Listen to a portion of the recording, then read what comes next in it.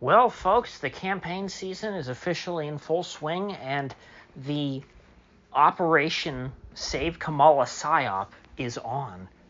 I find it very funny how media outlets across the board are somewhat genuinely proclaiming, I think they really believe this, that Kamala Harris is surging in the polls, and that she's very popular, and that people are so excited for her campaign.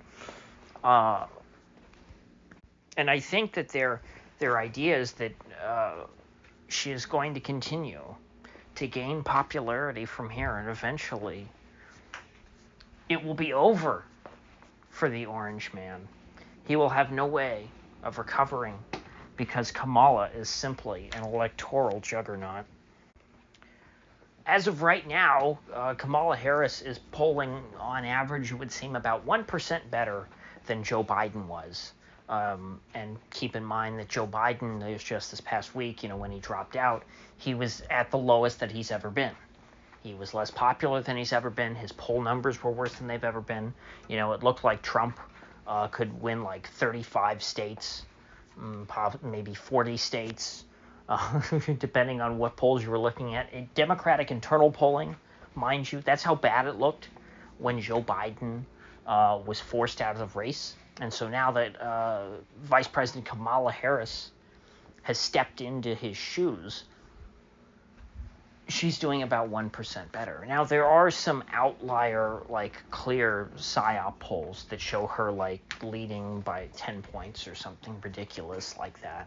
It's kind of like those polls that you saw in 2020 where Biden was up by 13 points in Wisconsin or something like that. But for the most part, she's a point or two ahead of Biden in most polls that have come out since then. And so this is her baseline. This is her starting point for this campaign, because most of America doesn't know anything about her. They've never really seen her before. They don't have an opinion on her. She's kind of a blank slate. And there's also that initial bump that you get from the excitement of being something new for the Democratic Party to latch on to. Democrat activists, think about it, they didn't have anything to get excited about with Joe Biden. And so anybody but Biden really is going to, it's going to give them this thrill running up their leg. And as far as the media is concerned, they have gone back to the same script that they had for her when she initially ran for president in 2019. And note I said 2019, not 2020, because her campaign actually didn't last into 2020.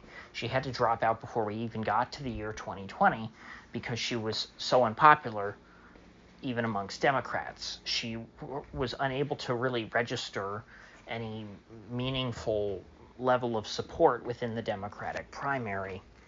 Her campaign sort of came and went, kind of like Scott Walker's.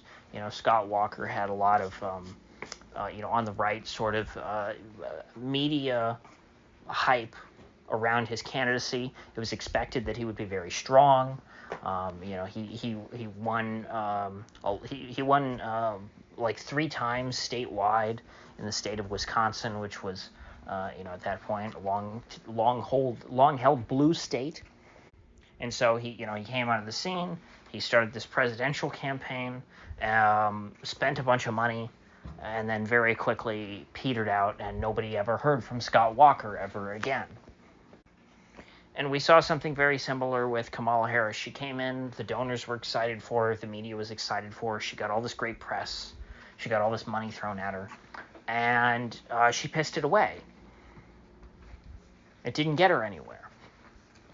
Her poll numbers went down from the time that she got in, when she first got in, because there was all this buzz about her in the media. She got a little bit of a bump, maybe 5% support or something like that, and eventually she went down to 0, and the money dried up, and she had to go home, tail between her legs, until Joe Biden called upon her to be his vice president as an insurance policy, because he knew this Harris chick, she's so unpopular, they would never force me out of the White House because they don't want her to take over for me. She was essentially insurance for the Biden White House, for the Biden campaign. But the Dems were so desperate to get rid of Biden that they're now willing to accept her. But that doesn't make her any bit of a stronger candidate than she was back then. And so what's going to happen is the same thing that happened in 2019. The more she is seen publicly, the more people hear from her, the more she is featured on television, the less popular she will become. Some people just have that sort of a personality. And that's a problem when you consider that her baseline that she's starting from now is still not winning. She's still not doing very well.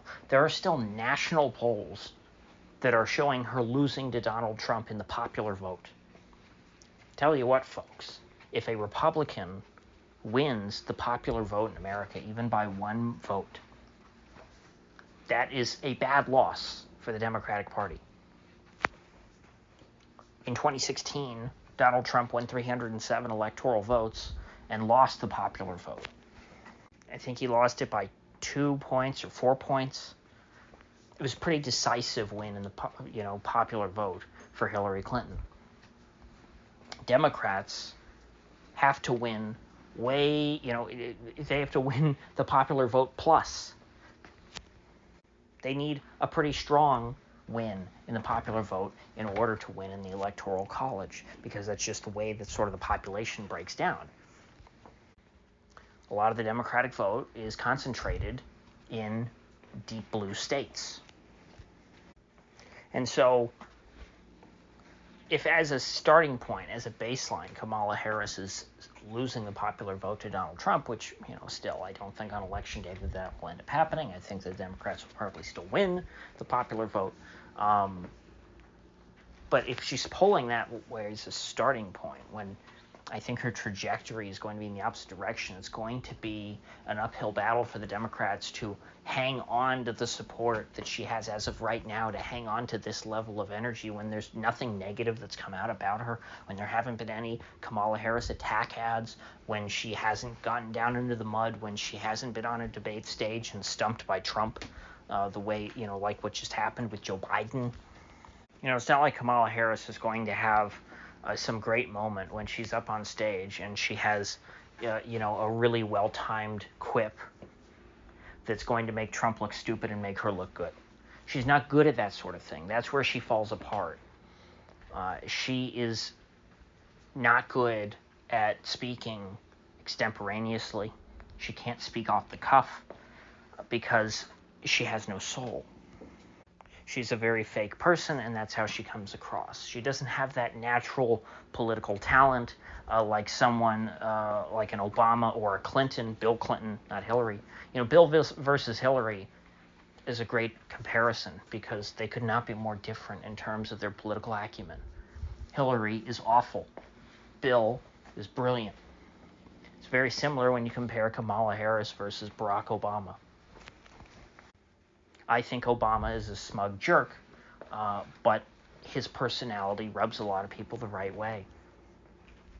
Obviously, he won 2 elections. He's good at speaking to people and connecting with an audience. He's good at reading the room, as is Donald Trump, by the way. He's very good at reading the room. That's why I think it's very important that Trump gets up there and does his live events. And is not deterred by the Secret Service saying, hey, we can't guarantee your safety, wink, wink, nudge, nudge, if you keep holding rallies. Certain people just have a knack for persuading others, for connecting with them, for making them feel appreciated. And those folks make good salesmen. They make good politicians. They make good lawyers. They're professional fraudsters, in other words.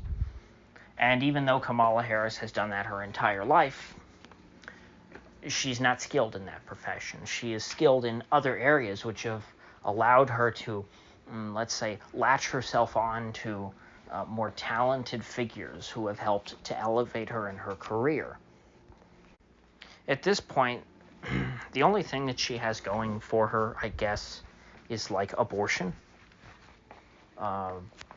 but they kind of had that vote locked up anyway. Anyone whose first priority was, I want to be able to kill my baby right up to, the 9th month and, the 4th week of the 9th month, or in a lot of cases, the 5th or 6th week of the 9th month of the pregnancy. And I don't think that Kamala Harris will have trouble connecting with single childless women of no color. I think that white women with no families who are middle-aged and are, let's just say, androgynous, I think that they might connect quite well with Kamala Harris. I think that they will be inspired by her story of sleeping her way to the top. But for most of America, for good people, for healthy people, I don't think that she comes across very well. That seems to be what her political history has told us. 2019 was the first time that a national audience got a taste of Kamala Harris, and they chewed her up and they spit her back out. Back in 2010, when she ran for Attorney General of California for the first time, she almost lost to a Republican in California. So she might be able to scrape by in a deep blue state like California, but when it comes to appealing to a national electorate, I don't see this holding up. So with that said, that was my first impression, really, of the Harris campaign. There's a lot going on with the investigation of the Trump assassination. I wanted to have a chance to talk to this week. I've been very busy. In fact, end of next week, I'm going to be leaving for a couple of weeks, so I'm going to miss even more. But I get to this channel when I can, and I hope that those of you who stick around get something out of it. So with that said, I will see you folks back here in the next one.